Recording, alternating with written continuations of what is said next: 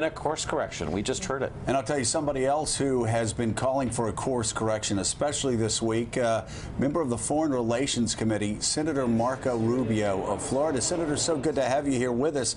We're looking at some of your tweets earlier this week, and I was noting all along throughout the week, you have been saying we can't sit back and do nothing. You have a picture of the father who lost both of his twins, and you said something must happen.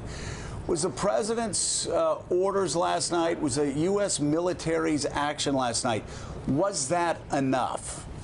Well, I don't think anyone is saying it was enough. It was certainly enough for the purposes of that mission, which is to destroy that airbase. That's the important part here that we need to discuss, is the fact that one of the reasons why it was effective is it had a very clear goal. The goal was to degrade and destroy an airbase that was not just a great strategic value to the Assad regime, but is the one that was used to carry out the attack that happened earlier in the week. And that, it appears by all indications, that that was achieved. I think the bigger issue is what happens from here on out. And we spent a lot of time debating tactics, airstrikes or no airstrikes, no-fly zone or no-fly zone, or not having one. I think we need to start strategy. And I do believe that the NSC is working on a strategy. The problem is that sometimes when you're working on foreign policy, you can't control the timing. Unlike domestic policy, you can't control the timing of these things arising and having to be addressed. And so I think in this case, what happened here is that the events got ahead of the planning. But I do believe that after last night, you're going to have to continue to work on what the U.S. needs to do and where we want to wind up, which I believe is the combination of, and they're interrelated, the removal of Assad, but also the defeat of radical groups like al-Nusra and ISIS. We've been asking this question all morning, and I want to put it to you, and you can choose either way to answer it. We've been asking, what is the significance to the world community seeing that the United States is standing as a moral leader? You can answer that one, or what would the response have been if the United States again allowed Assad to use chemical weapons and we did nothing?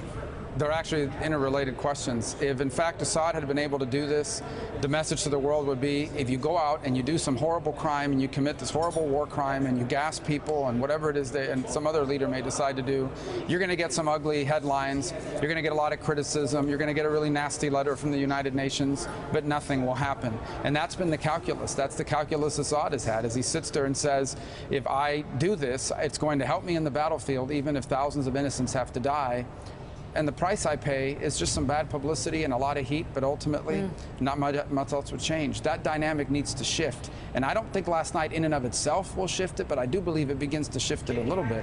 And I think that, by the way, applies to multiple other parts of the world. If you're, I'm not saying this is why they did it, but if you're Kim Jong-un and you're sitting there in Pyongyang and North Korea, you're wondering right now, what am I dealing with here in Washington, D.C.? And I think you're a little bit more concerned than you were 48 hours ago. And David Ignatius, he certainly understands he's dealing with somebody different than he was dealing with under Barack Obama. President Trump clearly has shown a willingness to use military force, but I want to ask Senator Rubio, we've had an initial shot of 59 cruise missiles. They've done damage to this airfield. But should the American people, as they watch this morning, be thinking we may need to be entering a situation where U.S. troops are more at risk? Would you like to see, you've talked about a no-fly zone, would you like to see U.S. troops in Syria taking this fight more aggressively? Well, that may be quite possible at some point, but it has to be in furtherance of a strategic goal and aim. I mean, what are they there for? Again, it goes back to this tactics versus strategy. I think the strategy needs to be that we need to empower some non-jihadist Sunni groups, which, by the way, happen to be the majority in Syria, Syrian Sunnis, because a lot of these fighters that are in Syria, they're foreign fighters. The ISIS fighters, even the al-Nusra, al-Qaeda-linked fighters, these are foreigners that happen to have flowed into Syria because of the vacuum that created this opportunity. There has to be a Sunni alternative to Assad's rule. And you need to empower people, both militarily but also governmentally and diplomatically, to have a seat at the table. So if the deployment of American force in conjunction with our allies is in the furtherance of a strategy such as that, I do believe you can build support for it. If it's just a tactic without any clear strategic aim, it's a much harder sell. And so that's why I think the strategic component of this is critical to gaining public support and congressional support. The BBC's Katty Case with us and has the next question. Katty. Senator, I've been speaking with some British diplomats this morning, and there is some concern that this might lead into a broader engagement on the part of America, and that America would like allies to become engaged in that process, whether it's no-fly zones, grounding the Syrian Air Force, or whatever it is. How much appetite do you think there is here in the United States and amongst America's allies for this to be the first step in a broader, more complicated, more intense American engagement in the Syria crisis? So let's talk again about what our allies are facing in Europe. One of the big debates in Europe today is about immigration, the refugee crisis, the refugee flows. That's all emanating out of the Syrian crisis.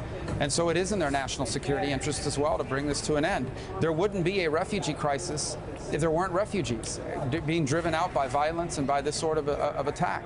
And by the same token, not just the refugee crisis, we're also dealing with these attacks that are occurring in Europe, ISIS-inspired and the like. Why is that happening? Because Syria has become an ungoverned space in which those radical elements can operate. So I do think there has to be an appetite to get involved, not just from a humanitarian perspective, but from a geopolitical national security perspective for all of our allies and for ourselves. As long as Assad is there, Assad will never again be able to govern a unified Syria as we once knew it. Because you saw the images of these people carrying their children to the grave.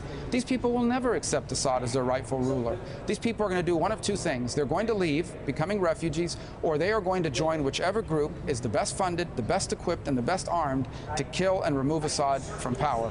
And that's where radicalism begins to grow. There are a significant number of these people on the ground that were not jihadists, have never been jihadists, but they link up with whichever group is the most effective because they want to punish and remove the people that did that to their families. And I think that's something that Europe needs to care about, and I think that's something that America needs to care about.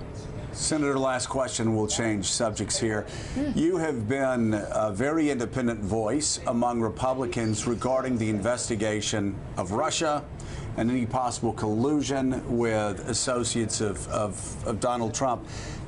Are you confident now that there can be an independent investigation in both the House and the Senate, given the fact that Chairman Nunes stepped down in the House? And do you believe that's preferable to an independent counsel? Well, a couple things. Number one, I can't comment on the House process. Obviously, I read the news and I hear the news about it, but I'm not really steeped in it, and I just generally don't comment on House situations. As a former House member, you probably understand why. I can comment on the Senate. And I think the Senate Intelligence Committee is working in a very positive way, in a bipartisan way. I've said that from the very beginning. Just today, I'm going to do some work here before we head out for recess, where I'll go down and continue some of my own work on this topic. I do believe that we're going to produce a report to the American people and to our colleagues, and that report is going to detail what the active measures campaign looked like. I don't think there's any doubt that that happened. If, in fact, there were any sorts of collusion among anyone, as I've said before, I'm not prepared to opine on that one way or another. But if the facts lead us in one direction or another, we're going to put it out there, and then you guys will be able to make up your minds about what actually happened. And I also think the part no one is talking about is we need to understand this is not just about learning about what happened in 2016. This is also about figuring out what to do moving forward, because this is an ongoing thing. It's happening in France right now, where they're undermining Macron because they want Le Pen. And as you've pointed out, this happened to Democrats in 2016, but as you've pointed out to your Republican colleagues, it could happen to us in 2020, us being the Republican Party. Well, actually, during the middle of my re-election campaign in October, I said I will not answer any questions about WikiLeaks because it was the work of a foreign intelligence agency.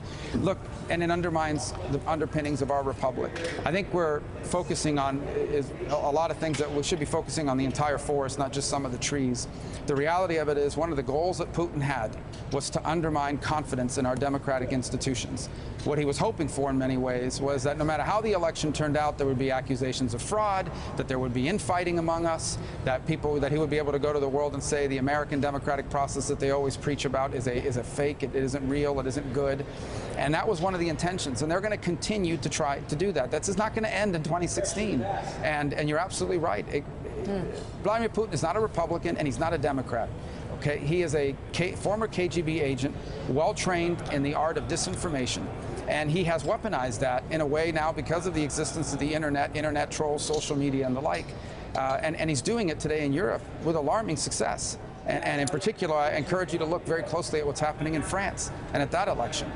where they are actively helping Le Pen and very aggressively helping Le Pen through active measures and trying to undermine Macron, who they believe is going to be in that runoff.